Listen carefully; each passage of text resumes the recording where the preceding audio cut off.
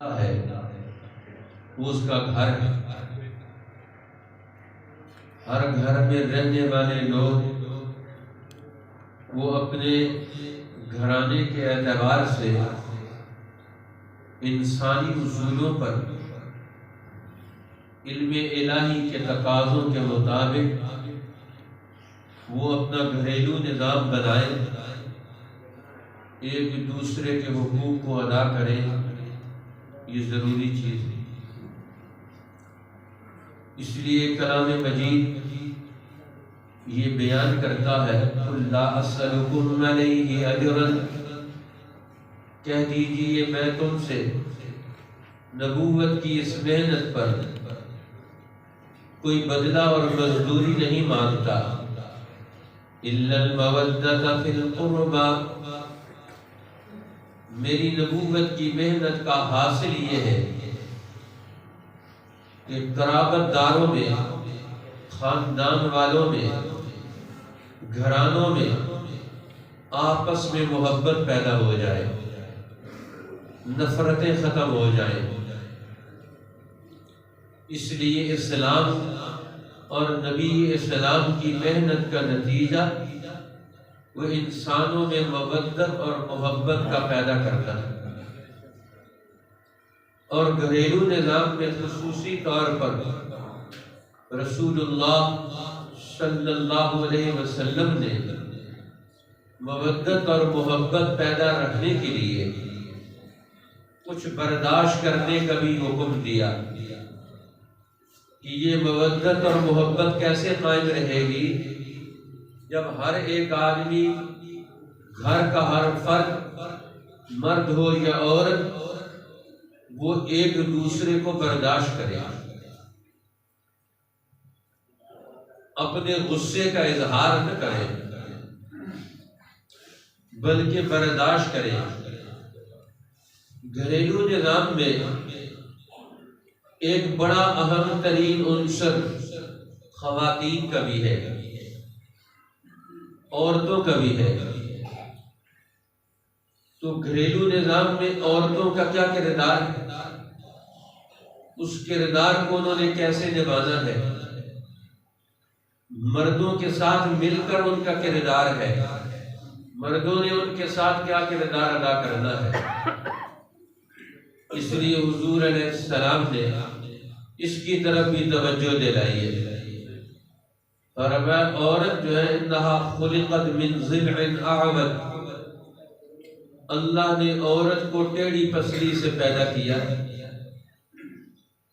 آدم علیہ السلام کی پسلی سے اللہ نے حمہ حوا کو پیدا کیا، انہی سے ان کا وجود پیدا ہوا، اور پھر آگے نسل انسانی کی یہ دونوں صنفیں، مرد اور عورت، یہ دونوں آگے چلنا شروع ہوئے۔ فرمایا انہا خلقت من ضلع اعوج، یہ ٹیڑھی پسلی سے پیدا ہوئی ہے، اگر اس کے ساتھ اسی طرح تم گزارا کرو گے تو کام چلتا رہے گا، اور اگر تم اسے سیدھا کرنے کی کوشش کرو گے تو یہ ٹوٹ جائے گی۔ اس لیے مقصد یہ ہے کہ اب برداشت کا مادہ لے کر تحمل اور بردباری سے اپنی زندگی کو گزارنا ہے۔ اب عورتوں کا بڑا اہم ترین کردار ہے، ان کی اہمیت ہے، لہذا گھریلو نظام میں عورتوں کے حقوق کے حوالے سے آج دنیا کی بڑے بڑے ادارے وہ نعرے لگا کر، سائن بورڈ بنوا کر، اور عورتوں کو تشجیع اور بہار دے کر میدان میں مقابلے میں اتارے کہ مردوں کا مقابلہ کرنا ہے۔ رسول اللہ صلی اللہ علیہ وسلم نے فرمایا، تنبیہ کی اور توجہ دلائی، مرد اور عورت مقابلہ نہیں کریں گے، یہ دونوں مل کر زندگی کے ایک دوسرے کی معاونت کریں گے۔ قرآن حکیم نے کتنا خوبصورت تعارف کروایا مردوں کا اور عورتوں کا۔ فرمایا ہن لباس لکم وانتم لباس لہن، عورتیں تمہارا لباس ہے اور تم ان کا لباس ہو۔ مردوں کو عورتوں کا لباس قرار دیا قرآن نے، عورتوں کو مردوں کا لباس قرار دیا قرآن نے۔ اب جس کا لباس اتر جائے وہ ننگا ہوگا، وہی نشانے پر ہوگا۔ اس لیے قرآن حکیم ہمیں اس کی طرف توجہ دلاتا ہے کہ زندگی کے ان مسائل میں مردوں اور عورتوں دونوں کو زندگی کے یہ مسائل سیکھنے چاہیے، زندگی کے یہ اصول اور ضابطے معلوم کرنے چاہیے۔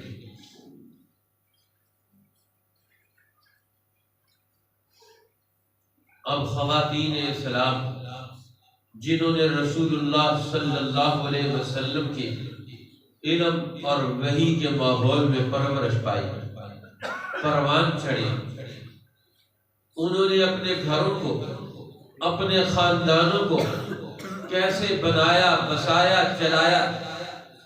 آج ضرورت ہے کہ مسلمان مرد اور عورتیں اسلام کے اس سماجی اور گھریلو پہلو کو وہ خوبی سے ازبر کرے، ذہن میں رکھے۔ ام المومنین سیدہ عائشہ صدیقہ رضی اللہ تعالی عنہا حضور علیہ السلام کی زندگی کے وہ پہلو اور گوشے واضح کرتی ہے امت کے سامنے جو دوسرے لوگوں سے وہ اوجل ہے۔ یہاں تک کہ ایک دفعہ ایک مسئلے میں حضرت ابو ہریرہ کی رائے بھی آئی تو مدینہ کے گورنر مروان بن الحکم نے انہوں نے کہا کہ یہ بات صحیح نہیں لگتی۔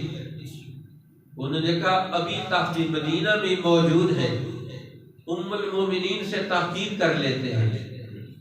فوراً انہوں نے آدمی بھیجا اور جا کر انہوں نے تحقیق کی تو ام المومنین نے حضور علیہ السلام کے وہ پہلو واضح فرمائے جو گھریلو زندگی کے اعتبار سے ضروری قرار پاتے ہیں۔ اس لیے عورتوں کا بھی سمجھدار ہونا، دیندار ہونا، با اخلاق ہونا، تربیت کے پہلوؤں سے آشنا ہونا کہ ان کی گود میں بچوں نے پرورش پانی ہے، ان کی گود میں بیٹوں نے اور بیٹیوں نے پرورش پانی ہے، ان کے اخلاق بھی بلند ہونے چاہیے، ان کا علم بھی اونچا ہونا چاہیے، ان کی سمجھ اور بصیرت بھی صحیح ہونی چاہیے۔ لہذا قرآن حکیم ہمیں اس کی طرف بھی توجہ دلاتا ہے۔ نبی اکرم صلی اللہ علیہ وسلم نے مردوں اور عورتوں دونوں کو رہنمائی دی۔ اس لیے حدیث پاک میں آتا ہے، امام بخاری نے نقل کیا، رسول اللہ صلی اللہ علیہ وسلم نے ہفتے میں 2 دن عورتوں کے لیے مختص کیے ہوئے تھے، جس میں مدینہ کی عورتوں کو جمع کر کے اللہ کے پیغمبر انہیں دین سمجھاتے، انہیں دین سکھاتے، ان کے ذہنوں میں موجود اشکالات کو دور کرتے، ان کی ذہنی گتھیاں حل کرتے، سلجھاتے، ان کو کوئی مسائل درپیش ہوتے تو وہ ان مسائل کو بھی حل کرتے۔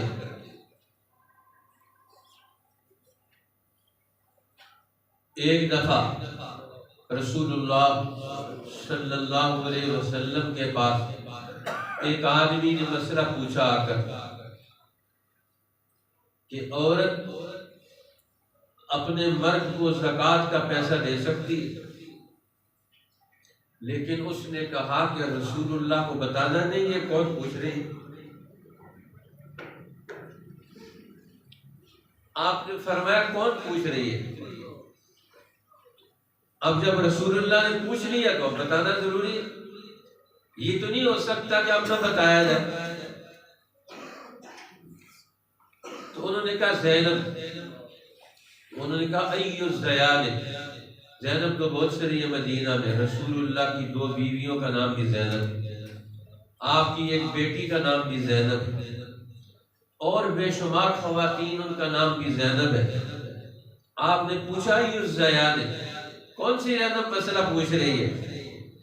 تو انہوں نے کہا عبداللہ ابن مسعود کی بیوی پوچھ رہی ہے۔ تو فرمایا مجھے بھی یہی لگ رہا تھا کہ یہ مسئلہ پوچھنے کے لیے کوئی واقعتاً زیادت میں سے وہی زینب ہوگی جو مسئلہ پوچھ رہی ہے۔ دیکھو رسول اللہ صلی اللہ علیہ وسلم کو اپنے معاشرے، اپنے علاقے، اپنی امت کے لوگوں کا احوال، ان کا مزاج، ان کی ذہنی اٹھان، اس سب پر کتنی گرفت اور عبور تھا کہ مسئلہ پوچھنے کے لیے کوئی آتا ہے تو فوراً اس تک پوری ڈیٹیل سے رہنمائی کرنے کی صلاحیت رکھتے ہیں۔ وہ آپ نے فرمایا ہاں، ایک عورت اپنے خامن کو بھی زکوٰۃ دے سکتی ہے، صدقہ دے سکتی ہے۔ تو فرمایا یہاں صدقہ دینے کا ظاہر ہے کہ دونوں کا اپنا اپنا مال ہے۔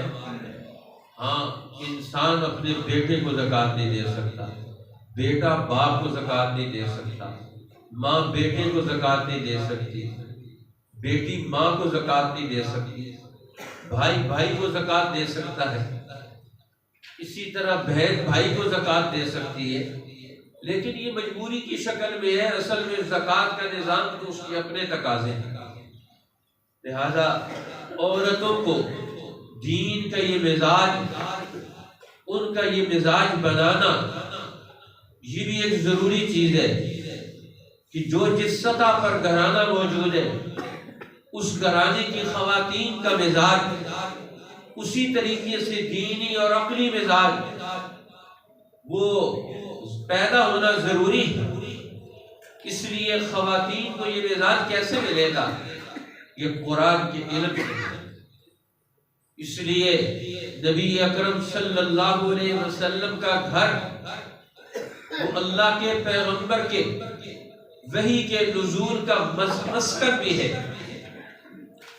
اس لیے کچھ خواتین کو اللہ نے خصوصیت بھی عطا فرمائی، جس طرح رسول اللہ صلی اللہ علیہ وسلم نے اس کا اظہار بھی فرمایا۔ فرمایا میں کسی اپنی بیوی کے ساتھ بستر میں ہوں تو کبھی وحی نہیں آتی، لیکن جب میں عائشہ کے بستر میں اس کے ساتھ ہوتا ہوں تو وحی ضرور آتی ہے۔ وہ ان کو خاص مقام حاصل ہے ملکوت کی قوتوں کے ساتھ، جو دیگر خواتین کو جو رسول اللہ کے حوالہ عقد میں موجود ہے ان کو وہ مقام حاصل جو حضرت عائشہ کو مقام حاصل ہے، ملکوتی قوتوں سے ربط کا، دل و دماغ کی بیداری کا، وحی اور قرآن کے علوم سے آشنا ہونے کا، ان کا اپنا ایک مقام۔ بہرحال اسی لیے حضور علیہ السلام نے فرمایا قبول من الرجال کثیر، مردوں میں بڑے بڑے لوگوں نے روحانی کمالات کے مرتبے طے کر لیے، ولایت کے مقامات تک پہنچے، اور عورتوں میں بھی کچھ عورتیں بڑے مقام تک پہنچی ہے۔ وَلَمْ يَكْمُلْ مِنَ النِّسَاءِ إِلَّا مَرْيَمْ بِنْتِ عِمْرَانَ وَآسِيَةَ امْرَأَتُ فِرْعَوْنَ وَخَدِيجَةَ وَفَضْلُ عَائِشَةَ عَلَى النِّسَاءِ كَفَضْلِ السُّرِيرِ عَلَى سَائِرِ الطَّعَامِ۔ فرمایا عورتوں کی تاریخ بھی ہے جنہوں نے دین حق کو اپنے دل و دماغ سے قبول کیا، اپنی زندگی کو انہوں نے اپنی قوم اور اپنی انسانیت اور اپنے دور کے انسانوں کی ترقی اور کمالات کے لیے انہوں نے اپنی زندگی کی توانائیوں پر لگایا۔ فرمایا ان میں سے ایک عورت سیدہ مریم بنت عمران الصدیقہ ہے، مریم صدیقہ ہے، جن کا خاندان نبوت کا خاندان ہے، جنہوں نے اپنی زندگی بیت المقدس میں گزار کر طہارت اور پاکیزگی کے عالم میں ایک نبی کی وہ ماں بنتی ہے۔ قدرتی طور پر اللہ نے ایک ماں سے ہی صرف ایک بیٹا پیدا کر دیا، مرد کے بغیر ہی۔ اللہ ہر چیز پر قادر ہے، جو آدم علیہ السلام کو بغیر ماں باپ کے پیدا کر سکتا ہے، جو عیسیٰ علیہ السلام کو بغیر باپ کے پیدا کر سکتا ہے۔ یہ نمونہ ہے یہ اللہ کی قدرت کا. تو فرمایا یہ مریم ہے جنہوں نے اپنی ساری زندگی دین حق کے تقاضوں کے لیے وقف کی. تو اللہ نے ان کی چاہتوں کو، ان کے ارادوں کو، ان کی خواہشات کو دنیا میں کتنا پروان چڑھایا کہ عیسیٰ علیہ السلام جیسا جلیل القدر پیغمبر بنی اسرائیل میں ان کی کوکھ سے پیدا کر کے، ان کی گود میں دے کر، ان کی تربیت میں دے کر، وہاں سے ایک نیا دور بنی اسرائیل کو ملا. یہ عورتوں کا بھی کمال ہے. جو عورتیں اپنے دل و دماغ کو پاک اور صاف رکھیں گی، ان کے دل و دماغ کے خیالات اپنے گھر کی تعمیر و ترقی، اپنے خاندان کی تعمیر و ترقی، وحی کے علوم سے آشنائی ان کے دل و دماغ کے حصوں میں جاگزین ہوگی تو اللہ ان سے بھی فائدے پہنچائے گا. اللہ تعالیٰ ان کو بھی کامیاب بنائے گا، ان کی محنتوں کا بھی صلہ ملتا رہے گا. اور فرمایا وآسیۃ امرأۃ فرعون، فرعون کے گھر میں بیٹھ کر وہ آسیہ جس نے نبوت موسوی کا ایمان قبول کر کے ان مشقتوں سے گزر کر اس نے اپنی رائے نہیں بدلی، اس نے ایمان کو قبول کر کے اپنی زندگی کو اس جکڑے ہوئے ماحول کے اندر بھی جہاں ساری مجبوریاں موجود ہیں وہاں اس نے ایمان اور دین کو نہیں چھوڑا.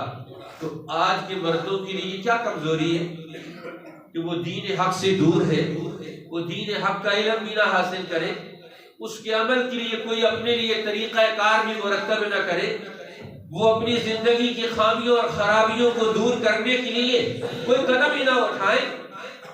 یہ قرآن حکیم عورتوں کی تاریخ بیان کر کے، ان کے احوال بیان کر کے ہمیں بھی توجہ دلاتا ہے. اور فرمایا سیدہ خدیجہ الکبریٰ رضی اللہ تعالی عنہ، وہ بھی تو ایک عورت ہے کہ جنہوں نے اپنا سارا مال، جنہوں نے اپنی ساری قوتیں، ساری توانائیاں، رسول اللہ فرماتے عورتوں میں سے سیدہ خدیجہ کا مجھ پر وہ احسان ہے کہ جب میں نبوت کا اعلان کیا اتنا مال تھا، بین الاقوامی تجارت تھی ان کی، مال درہم اور دینار اتنے تھے کہ آدمی کھڑا ہو کر، کھڑا آدمی اس ڈھیر کے پیچھے چھپ جاتا. اتنا ڈھیروں مال خدیجہ الکبریٰ نے میرے سپرد کر دیا کہ یہ اللہ کے دین پر آپ اسے خرچ کر اور کوئی پرواہ نہیں کی.